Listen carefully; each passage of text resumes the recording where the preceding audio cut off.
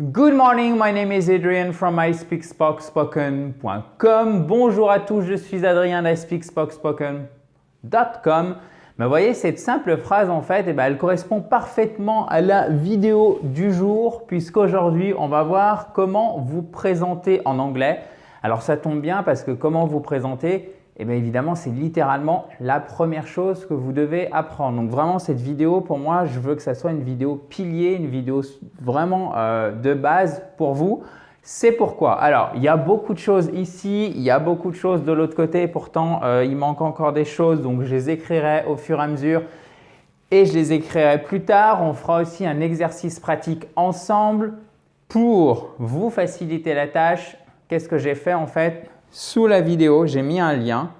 Vous cliquez sur ce lien en fait et vous pouvez recevoir la fiche mémo qui correspond à la vidéo comment vous présenter en anglais dans laquelle vous retrouvez tout ce qu'il y a ici. Les phrases en anglais, la traduction en français, tout ce que je vais marquer après, plus l'exercice pratique avec évidemment la correction. Autre chose, avant de commencer cette vidéo, je vous invite à télécharger juste en haut à droite sur le i votre kit pour vous mettre ou pour vous remettre à l'anglais. Vous abonner à cette bien évidemment fabuleuse chaîne YouTube en cliquant sur le bouton rouge en bas à droite ou nous retrouver sur Facebook, c'est toujours en haut en cliquant sur le i. Alors, rentrons directement dans le vif du sujet si vous le voulez bien. To introduce yourself, c'est littéralement, ça signifie vous présenter. Donc, regardez cette phrase pour commencer qui est vraiment intéressante. Permettez-moi de me présenter. Donc ça permet de briser la glace si je puis dire. Quand vous voulez parler à quelqu'un, en plus si vous la connaissez déjà, c'est de l'anglais un peu élaboré, c'est bien de l'avoir en tête, hein, vraiment. Let me introduce myself. Myself, c'est moi-même, d'accord? Permettez-moi de me présenter, littéralement de me présenter moi-même, d'accord? Puisqu'en anglais, se présenter, c'est to introduce, to introduce yourself, c'est vous présenter, donc se présenter, to introduce oneself, ok? Donc, let me introduce, hi, hello, good morning, donc ça c'est pour le matin, évidemment, good afternoon, c'est pour l'après-midi, good evening, c'est bonsoir. En français, ce sera d'un registre familier, c'est quand vous connaissez bien les gens, d'accord? Si c'est dans un contexte plus officiel ou si vous hésitez, vous ne savez pas si en français par exemple, vous ne sauriez pas si vous parliez en français dans ce contexte, s'il faut tutoyer ou vous voyez. Si vous êtes dans ce cas-là quand vous parlez en anglais, alors en anglais vous le savez, on n'a pas le problème du tutoiement et du vouvoiement. En revanche, si vous hésitez entre hello et par exemple good morning, good afternoon, good evening, etc., choisissez toujours un de ces trois-là. Matin, après-midi, soir. Voilà. Good morning. Let me introduce myself. I'm. Donc ça, c'est la forme contractée. I'm. Là aussi, c'est plutôt c'est à l'oral. À l'écrit, privilégiez toujours les formes non contractées. Comme ça vous évitera de faire des erreurs et de vous adresser de manière trop familière à quelqu'un, même si je ne pense pas qu'un anglophone va se formaliser si vous mettez une forme non contractée. Mais si vous voulez vraiment bien faire, mettez une forme, si vous mettez une forme contractée, je ne pense pas qu'un anglophone va se formaliser. Mais si vous voulez bien faire, mettez des formes non contractées comme celle-ci là. Donc, I am, avec toujours la majuscule, d'accord? I am, c'est mieux comme ça que ça. Si vous êtes à l'écrit, prenez vraiment ce réflexe, c'est une bonne chose. À l'oral, moi, je contracte tout le temps, honnêtement, la plupart du temps. I'm Bruce, my name is Luke. Donc, vous voyez, vous avez deux façons de faire. Je suis Bruce, je m'appelle Luke. Littéralement, mon nom est Luke, mais de vous à moi, mon nom est Luke. Ça ne le fait pas trop en français, si je puis dire. Donc, j'ai traduit par je m'appelle Luke. Ok, je m'appelle Luc. En français, c'est Luc, hein, Luke. En anglais, nice to meet you. Ravi de vous rencontrer, ravi de te rencontrer. Oui, n'oubliez pas deux choses, chers amis. Comme je vous le disais, en anglais, le you, on ne sait pas si c'est du tutoiement ou du vouvoiement. Donc, quand vous traduisez, il faut le faire en fonction du contexte. Donc ça nous arrange parce que ça évite, on a un pronom pour deux personnes. Deuxième personne du singulier, deuxième personne du pluriel. Tu et vous, c'est toujours you. On est tranquille. Même chose, pas besoin, vous voyez qu'en anglais, en français, si c'est une femme, on mettra IE à la fin. Là, pas besoin de se compliquer la vie, ça ne change pas, c'est invariable. Nice to meet you. Donc, vous voyez, l'anglais, hein, c'est pas si compliqué que ça. Donc, profitez-en. Deuxième chose, moi, ce que j'aime bien dire, parce que je trouve que ça permet… Pardon, je vais rentrer dans le tableau bientôt. Je trouve que ça permet d'avoir une connexion avec la personne tout de suite parce qu'elle va pouvoir répondre facilement. Par exemple, donc je vous mets les questions aussi. Where are you from? Where are you from? D'où viens-tu? D'accord? D'où venez-vous? D'où viens-tu? D'où venez-vous? I'm from France. I'm from Paris. I'm from the US. The US, c'est diminutif pour United States of America, ok? USA, United States of America. The UK, c'est the United Kingdom, ok? Le Royaume-Uni. Vous pouvez dire aussi I'm French, I'm Belgian, je suis belge, etc. Donc, je suis de France, je suis de Paris, je suis du Royaume-Uni, des États-Unis. Hop, là, j'ai traduit de manière littérale. Je suis du Royaume-Uni, des États-Unis, toujours très important en anglais, vraiment. I'm from France, F majuscule, I'm from Paris, P majuscule. Donc ça, c'est comme en français, mais ici aussi, évidemment, comme en français. Mais si c'est un adjectif, par exemple, je suis français, il y a aussi une majuscule en anglais, ok? I'm French, vous mettez une majuscule. Et ça, c'est une faute que je vois souvent chez les francophones. Donc si vous pouviez l'éviter à l'écrit, ça serait génial. Ensuite, your occupation. Alors, faites bien attention à ce mot, your occupation, qu'est-ce que ça veut dire? En fait, c'est l'activité que vous exercez ou l'activité que vous n'exercez pas. Vous allez comprendre tout de suite. C'est aussi, en fait, en anglais, on va dire… attendez, où je peux vous mettre ça? On va dire what… Alors, toujours la majuscule, évidemment. What do you do? Donc, vous pouvez dire ça. What do you do? Qu'est-ce que tu fais? La personne, selon le contexte, va comprendre. Et si vous êtes dans un contexte où vous avez besoin de préciser, what do you do for a living? Littéralement, qu'est-ce que tu fais pour vivre? Hop là. What do you do for a living? Donc, qu'est-ce que tu fais dans la vie? I work as a teacher. I work as a salesman. Faites bien attention. Ici, O-S, ok? Je travaille comme professeur, je travaille comme commercial. Ensuite, vous avez une autre façon de dire, au lieu de dire I work as, ok?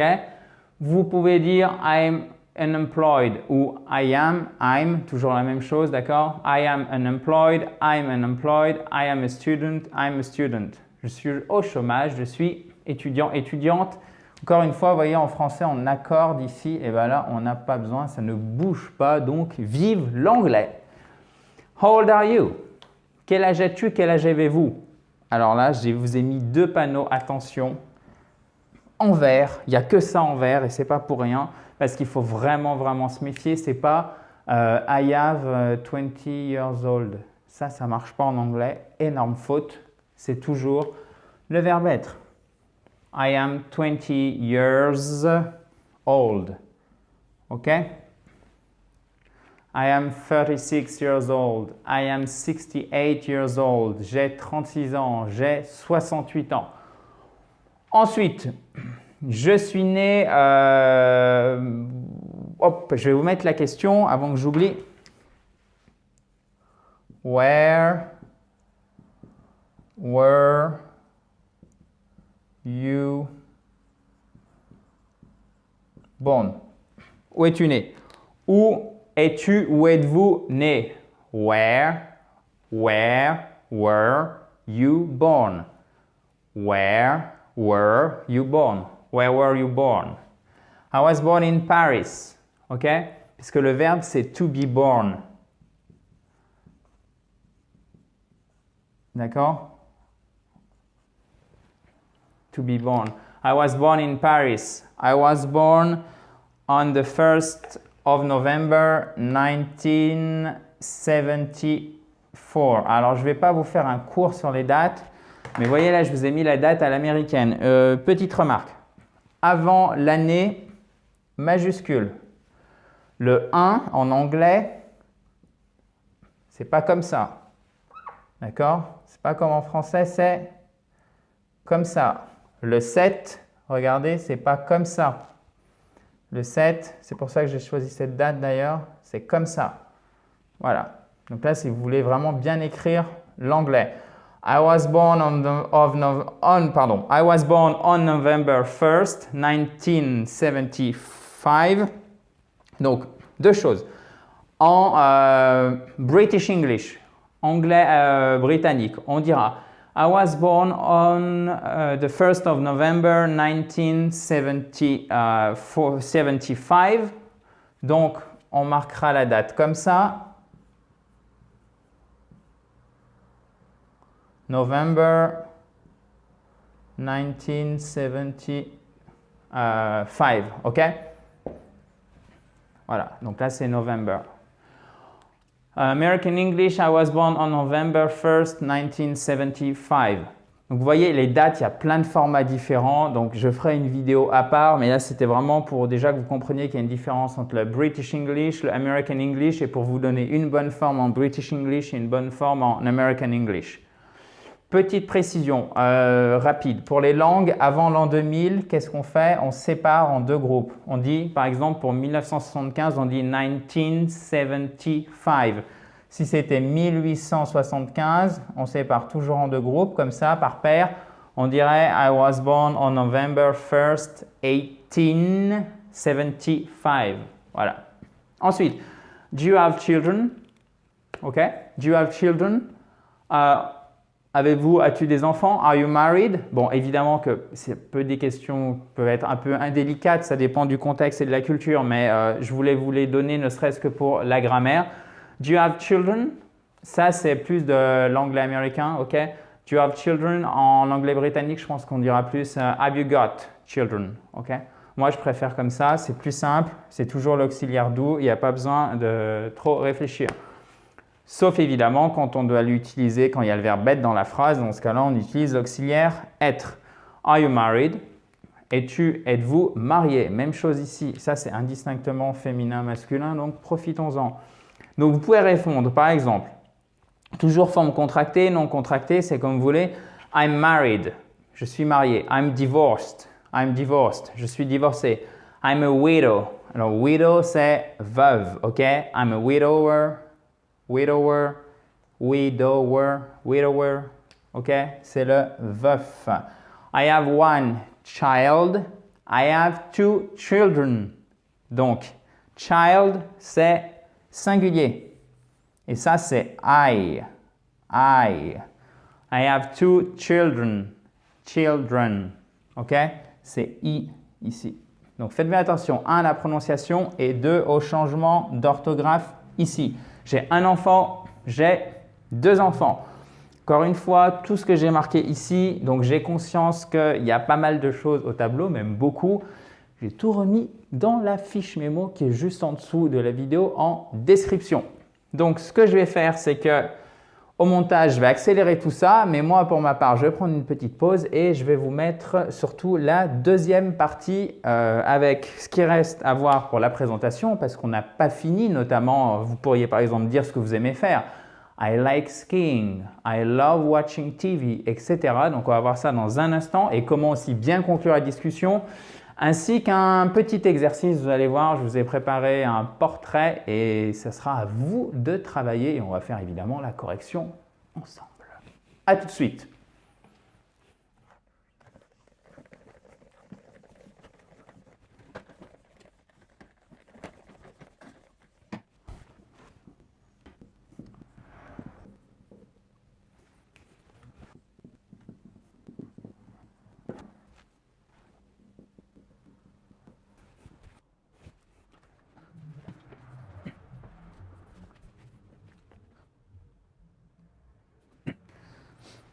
Alors, on se retrouve pour la seconde partie. OK? Donc, après, ce que vous pourriez dire en dernière partie finale de votre présentation, c'est What do you like to do? OK? What do you like to do in your free time? Le free time, c'est le temps libre. Qu'est-ce que tu aimes? Qu'est-ce que vous aimez faire pendant votre temps, ici c'est temps, hein. Pendant votre temps libre. Donc là, je vous ai mis 3 verbes que vous pouvez utiliser avec ing à la fin, y compris pour enjoy. OK? Vous allez voir pourquoi je vous parle d'ing ici. I love, qu'est-ce qu'on fait? Watching TV. J'adore regarder la télé. I love playing tennis. I like watching TV. I enjoy watching TV. I enjoy playing, I don't know, playing sports. OK? Playing sports, on va le voir plus loin. Donc, je ne vous le note pas pour l'instant. Et ensuite, eh bien, il faut bien fermer un peu, je dirais, en tout cas pas fermer la conversation, mais la faire rebondir. Donc, thanks, what about you? Et toi? Alors, vous voyez, ça, c'est un des rares exemples où le français est plus concis pour une fois que l'anglais. Parce que là, on a 3 mots et là, on en a 2 miracles. What about you? Merci. Et toi? Et à propos de toi, littéralement, et à propos de toi. Et là, la personne peut enchaîner. Alors, évidemment, là, les 8 points qu'on a vus, vous n'allez pas forcément tout dire à chaque fois que vous vous présentez, mais au moins, vous aurez un minimum de liberté quant au discours que vous voulez tenir. C'est pour ça que je voulais faire un cours et une vidéo qui soit assez exhaustive et c'est pour ça que je vous ai dit au début que je voudrais que ça soit une vidéo pilier pour vous, vraiment quelque chose qui permette de structurer votre anglais, surtout si vous venez juste de vous remettre à l'anglais. D'ailleurs, je vous en félicite. Alors, time to practice, guys. OK? So now, let's imagine that you are Arnold. Vous êtes Arnold. Vous êtes américain. Vous êtes un homme d'affaires. Vous avez 70 ans. Vous êtes né à Thal, en Autriche. Alors là, vous avez peut-être compris de qui je veux parler. Homme d'affaires, Arnold, américain, né en Autriche et adore faire du sport. Bon, là, c'était presque trop facile. Évidemment, oui, c'est bien Arnold Schwarzenegger. Pour les aficionados, je vous conseille sa biographie en anglais, si vous pouvez, évidemment, qui est vraiment très, très intéressante et qui va bien au-delà du cliché de Terminator, du culturiste, etc. Si vous avez l'occasion, même en français, vraiment, lisez cette biographie. C'est extrêmement intéressant. Ce que je peux faire aussi, c'est vous mettre le lien juste dessous en anglais et en français. Alors, maintenant, passons à l'exercice. Ce que vous voyez, j'ai tendance à papoter un peu aujourd'hui. Vous ne m'en voudrez pas. Alors, je vais mettre ici. Hop, on va faire comme ça, ce sera plus simple. Donc, première chose que vous allez vouloir dire, c'est par exemple, je suis Arnold, OK? Pardon. Donc, vous allez dire par exemple, I'm. Donc, toujours avec la majuscule, d'accord? I'm Arnold, my name is Arnold. Comment vous dites? Je suis américain. I'm American. OK? Avec l'accent américain au passage, si on peut. I'm American. OK? Je suis no, what do you do in life? OK? I work as an actor. Donc, je travaille, je suis acteur. Ou directement, on ne va pas se compliquer la vie. I'm un homme d'affaires, comme on dit ça. Business, c'est tout attaché en anglais, regardez. I'm a businessman. How old are you, Arnold? Et là, vous allez dire, j'ai 70 ans. Vous vous souvenez, j'ai 70 ans, c'est pas avoir en anglais, c'est le verbe être. Donc, on dira I'm 70. Je vais vous le mettre en toutes lettres. D'accord? I'm 70 years old. OK? I'm 70 years old. Je suis né à Thal, en Autriche. Alors, petite précision, l'Autriche, c'est Austria. OK? À ne pas confondre avec, évidemment, Australia. OK? Australia. Austria, Australia. Pardon, Austria, Australia. OK? I was born in Thal, Austria. OK? Ça, c'est facile. J'adore faire du sport. Alors, toujours en majuscule. Je veux bien que vous preniez l'habitude de faire la majuscule, donc j'essaie de le faire ressentir. I love. Alors, en British English, OK? En British English. I love doing sports. D'accord? Et en American English, donc ça c'est encore une fois, vous le savez peut-être, c'est l'anglais que je vous conseille de privilégier. Non pas par un quelconque patriotisme, affinité culturelle ou pas, mais tout simplement parce que l'American English, c'est l'anglais le plus répandu. Donc autant apprendre ce qui est le plus répandu plutôt que d'apprendre ce qui est moins courant pour vous.